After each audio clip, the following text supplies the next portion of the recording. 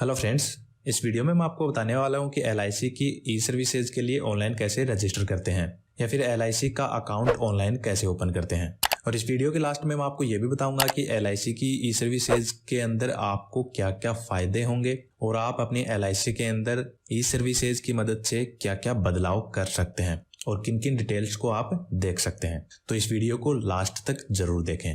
अब देखिए, एलआईसी की ई सर्विसेज में रजिस्टर करने के लिए सबसे पहले आपको एलआईसी की वेबसाइट को ओपन कर लेना है, जो कि है licindia.in। और इस वीडियो के नीचे डिस्क्रिप्शन में मैं आपको एक वेबसाइट का लिंक भी दे दूंगा। उस वेबसाइट के ऊपर आपको एलआईसी की ई सर्विसेज के बारे में और भी डिटेल मिल जाएंगी और साथ में आपको एलआईसी की वेबसाइट का लिंक भी आपको वहां पे मिल जाएगा। तो आप एक बार उस वेबसाइट को ओपन करके जरूर देख लेना। अब देखिए, सबसे पहले आपको एलआईसी की वेबसाइट ओपन कर लेनी है। उसके बाद आपको थोड़ा नीचे आना है और नीचे आपको यहाँ पे ऑप्शन मिल जाता है login to customer portal. Okay, तो आपको इसके ऊपर क्लिक कर देना है। या फिर देखिए, आपको यहाँ पे एक ऑप्शन मिलेगा अदर ऑनलाइन सर्विसेज, आपको इसके ऊपर क्लिक करना है। उसके बाद आपको नीचे यहाँ पे कुछ और ऑप्शन दिखाई देंगे और यहाँ पे भी आपको ऑप्शन मिल जाता है कस्टमर पोर्टल का। तो आप इसके ऊपर भी क्लिक कर सकते हैं या फिर डायरेक्ट यहाँ पे login to customer portal option पे भी क्लिक कर सकते हैं। ओके, तो आपको login to customer portal option पे क्लिक करना है। उसके बाद आपके सामने ये एक पेज ओपन हो जाएगा। यदि आपने पहले ही रजिस्टर कर रखा है और आप अपने अकाउंट में लॉगिन करना चाहते हैं तो आप यहाँ पे रजिस्टर्ड यूजर पे भी क्लिक करके लॉगिन कर सकते हैं। लेकिन यहाँ पे हम नया अकाउंट बनाएंगे तो उसके लिए हमें न्यू यूजर पे क्लिक करना है। न्यू यूजर ऑप्शन पे क्लिक करने के बाद हमारे सामने ये एलआईसी का अकाउंट ओपन करने का ये फॉर्म आ जाता है, जिसके अंदर हमें हमारी डिटेल्स भरनी होती हैं। तो इस फॉर्म में हमें सबसे पहले यहाँ पे एलआईसी नंबर भरने होते हैं। तो आपके एलआईसी पॉलिसी का जो नंबर है वो सबसे पहले आपको यहाँ पे लिख देना है। उसके बाद आपको आपकी एलआईसी का जो प्रीमियम है विदाउट टैक्स वो आपको यहाँ पे लिखना होता है। ओके, उसके बाद आपको अपनी डेट ऑफ बर्थ यहाँ पे लिखनी होती है और उसके बाद आपको अपना जो मोबाइल नंबर है वो यहाँ पे लिखने होते हैं।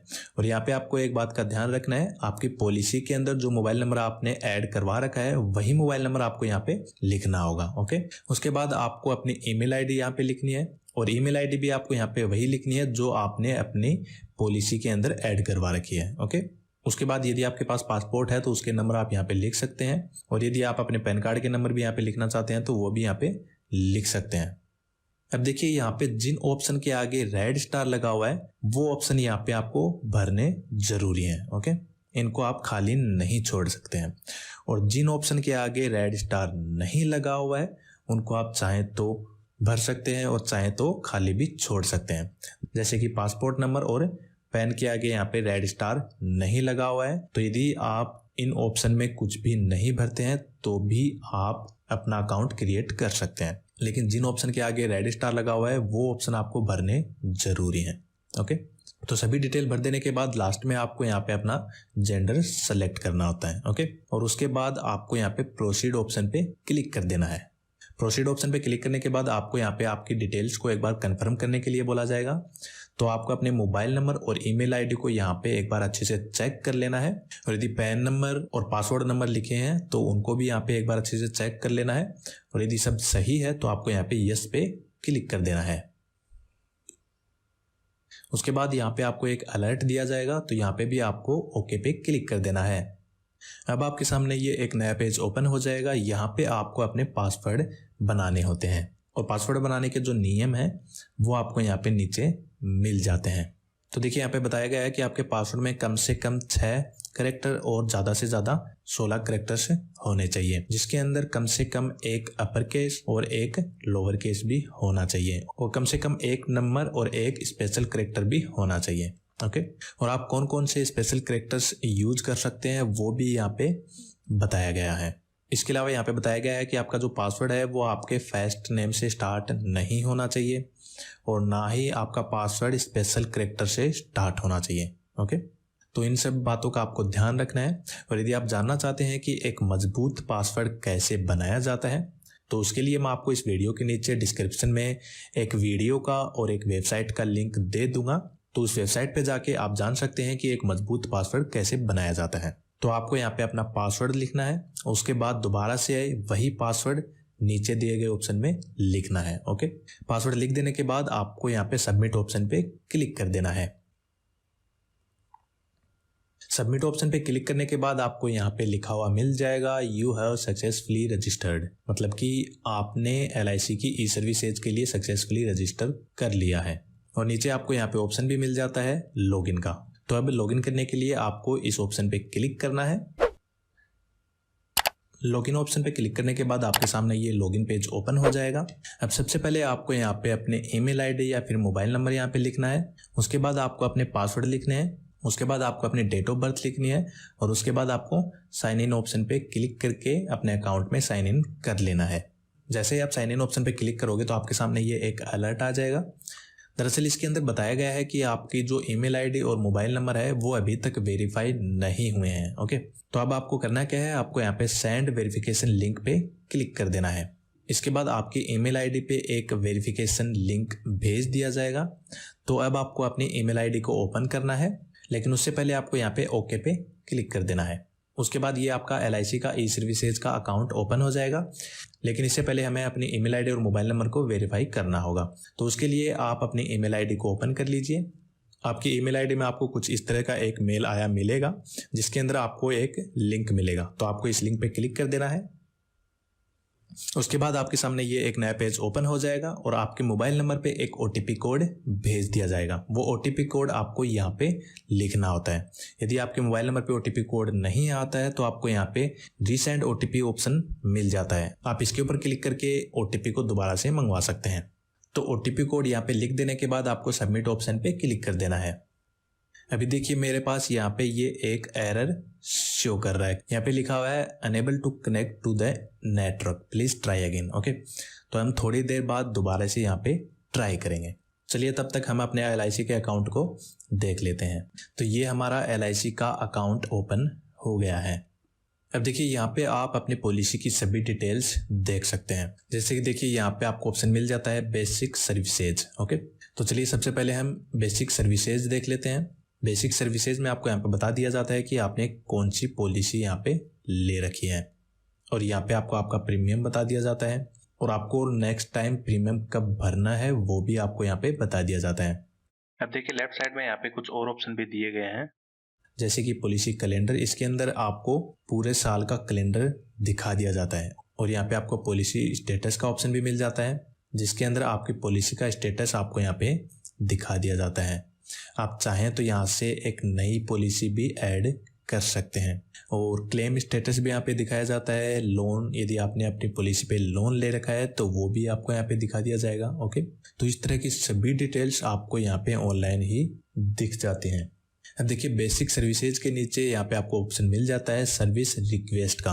ओके, अब देखिए यहाँ पे हमें एक अलर्ट दे दिया गया है, क्योंकि अभी तक हमने अपनी जो ईमेल आईडी है वो वेरीफाई नहीं की है। ओके, तो सर्विस रिक्वेस्ट के लिए हमें अपनी ईमेल आईडी को वेरीफाई करना जरूरी है। अब देखिए यहाँ पे आपको प्रोफाइल मैनेजमेंट का ऑप्शन भी मिल जाता है। प्रोफाइल मैनेजमेंट में आपको यहाँ पे आपकी पर्सनल इंफॉर्मेशन मिल जाती हैं, आपकी फैमिली की इंफॉर्मेशन मिल जाती है, आपका एड्रेस मिल जाता है। ओके, और राइट साइड में आपको यहाँ पे दिखाया गया है कि आपकी जो प्रोफाइल है वो कितने % कंप्लीट हो गई है। ओके, तो आप चाहें तो अपनी सभी डिटेल्स को यहाँ पे ऐड करके अपनी प्रोफाइल को 100% भी कंप्लीट कर सकते हैं। जैसे कि देखिए मेरी प्रोफाइल के अंदर यहाँ पे मैरिटल स्टेटस को नहीं भरा गया है। ओके, ना ही यहाँ पे एजुकेशन क्वालिफिकेशन को बताया गया है, ना ही एनुअल इनकम यहाँ पे बताई गई है। ओके, क्योंकि जब पॉलिसी ओपन करते हैं तो उस समय सभी डिटेल्स नहीं भरी जाती हैं, कुछ डिटेल्स को खाली छोड़ दिया जाता है। तो आप अपनी प्रोफाइल को यहाँ से ऑनलाइन ही कंप्लीट कर सकते हैं। तो चलिए अब हम अपनी ईमेल आईडी को दोबारा से वेरीफाई करने की कोशिश करते हैं और देखते हैं कि इस बार वेरीफाई होती है या फिर नहीं। तो उसके लिए आप दोबारा से अपनी ईमेल आईडी को ओपन कर लीजिए। उसके बाद मेल के अंदर जो लिंक दिया गया है उसके ऊपर क्लिक कीजिए। अब देखिए यहाँ पे बताया गया है कि आपका जो लिंक है वो एक्सपायर्ड हो चुका है और आपके ईमेल आईडी पे एक नया मेल भेजा गया है जिसके अंदर एक नया लिंक दिया गया है। ओके, तो अब आपको करना क्या है, आपको दोबारा से अपनी ईमेल आईडी में जाना है और जो नया मेल आया है उसके अंदर एक नया लिंक आपको दिया जाएगा, उसके ऊपर आपको क्लिक करना होगा। तो आप दोबारा से ईमेल आईडी को ओपन कर लीजिए। अब देखिए ये एक नया मेल हमारे पास आया है 0 मिनट पहले। ओके, यानी कि अभी ये मेल हमारे पास आया है। इसके अंदर यहाँ पे ये एक लिंक दिया गया है जो कि एक नया लिंक है। अब आपको इसके ऊपर क्लिक करना होगा दोबारा से अपनी ईमेल आईडी को वेरीफाई करने के लिए। ओके, तो इस लिंक पे क्लिक कीजिए। अब देखिए दोबारा से आपके मोबाइल नंबर पे एक OTP कोड भेजा जाएगा। यदि आपके मोबाइल नंबर पे OTP कोड नहीं आता है तो आपको यहाँ पे रीसेंड OTP का ऑप्शन मिल जाता है। आपको इसके ऊपर क्लिक करना है और उसके बाद आपके मोबाइल नंबर पे OTP दोबारा से भेज दिया जाएगा। ओके, उसके बाद वो OTP आपको यहाँ पे लिख देना है और OTP लिखने के बाद आपको सबमिट ऑप्शन पे क्लिक कर देना है। अब देखिए हमारी जो ईमेल आईडी है वो सक्सेसफुली वेरीफाइड हो चुकी है। अब यदि आपने अपने अकाउंट को लॉग आउट कर दिया है तो यहाँ पे आपको लॉगिन का ऑप्शन मिल जाता है। इसके ऊपर क्लिक करके आप अपने अकाउंट को लॉगिन कर सकते हैं दोबारा से। मैंने अपने अकाउंट को लॉग आउट कर दिया था तो मैं यहाँ पे क्लिक करके दोबारा से अपने अकाउंट को लॉगिन कर लेता हूँ। अब चलिए हम दोबारा से सर्विस रिक्वेस्ट को ओपन कर लेते हैं और देखते हैं कि इस बार हमें कोई एरर यहाँ पे दिखाया जाता है या फिर नहीं। अब देखिए इस बार हमें यहाँ पे कोई भी एरर नहीं मिला है, यानी कि हमने अपनी जो ईमेल आईडी है वो सक्सेसफुली वेरीफाइड कर ली है। अब ऊपर देखिए आपको यहाँ पे सेलेक्ट सर्विस रिक्वेस्ट के नाम से ये एक ऑप्शन मिलेगा। अब देखिए यहाँ पे आपको वो सभी सर्विस मिल जाती हैं जिनके लिए आप ऑनलाइन रिक्वेस्ट सबमिट करना चाहते हैं। ओके, यहाँ पे आपको प्रीमियम सर्विस रजिस्ट्रेशन का ऑप्शन भी मिल जाता है। लोन के लिए भी आपको यहाँ पे ऑप्शन मिल जाता है। यदि आप अपना एड्रेस चेंज करना चाहते हैं तो उसके लिए भी ऑप्शन आपको यहाँ पे मिल जाता है। आपको चेंज ऑफ मोड के लिए भी ऑप्शन यहाँ पे मिल जाता है। NEFT रजिस्ट्रेशन के लिए भी ऑप्शन मिल जाता है, आप चाहें तो इसके लिए भी रजिस्ट्रेशन कर सकते हैं। या फिर यदि आप ऑनलाइन ULIP फंड स्विच करना चाहते हैं तो उसके लिए भी ऑप्शन यहाँ पे आपको मिलता है। या पैन कार्ड डाटा रजिस्ट्रेशन के लिए भी आपको यहाँ पे ऑप्शन मिल जाता है। ओके, तो आप जिस सर्विस के लिए रिक्वेस्ट डालना चाहते हैं उसके लिए आप यहीं से ऑनलाइन ही रिक्वेस्ट सबमिट कर सकते हैं। अभी के लिए मैं यहाँ पे कोई भी सर्विस के लिए रिक्वेस्ट सबमिट नहीं कर रहा हूँ, इसीलिए मैं इससे आगे की प्रोसेस अभी के लिए आपको यहाँ पे नहीं बता पाऊँगा। लेकिन आगे की प्रोसेस भी बहुत आसान होती है, आप बिल्कुल आसानी से यहाँ से अपनी रिक्वेस्ट सबमिट कर सकते हैं।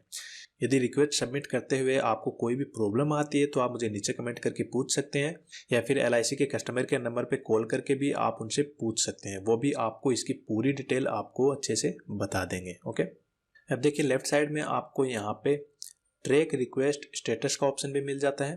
तो यदि आपने कोई रिक्वेस्ट सबमिट की है और आप उसको ट्रैक करना चाहते हैं तो आपको इस ऑप्शन पे क्लिक करना है। उसके बाद आपको यहाँ पे सबसे पहले कैटेगरी सेलेक्ट करनी होती है, यानी कि आपने जिस सर्विस के लिए रिक्वेस्ट सबमिट की है वो सर्विस आपको यहाँ से सेलेक्ट करनी होगी। ओके, उसके बाद उसका जो स्टेटस है वो आपको यहाँ से सिलेक्ट करना होगा और उसके बाद आपके रिक्वेस्ट का जो स्टेटस है उसको आप यहाँ पे देख पाएंगे, यानी कि आप अपने रिक्वेस्ट का स्टेटस को यहाँ से ट्रैक कर पाएंगे। ओके, तो इस तरह से आप LIC की सर्विसेज के लिए ऑनलाइन रजिस्ट्रेशन कर सकते हैं, यानी कि आप अपनी LIC का ऑनलाइन अकाउंट ओपन कर सकते हैं। यदि आप अभी भी मुझसे कोई सवाल पूछना चाहते हैं तो आप अपने सवाल नीचे कमेंट करके पूछ सकते हैं। मैं कोशिश करूंगा कि आपके सभी कमेंट्स का जवाब दे पाऊँ। यदि वीडियो पसंद आया हो तो इसे लाइक कीजिए और यदि आपने अभी तक हमारे चैनल को सब्सक्राइब नहीं किया है तो जल्दी से सब्सक्राइब कर लीजिए। इस वीडियो में बस इतना ही। एक नए टॉपिक पे नए वीडियो के साथ दोबारा से मिलते हैं, तब तक के लिए बाय एंड टेक केयर।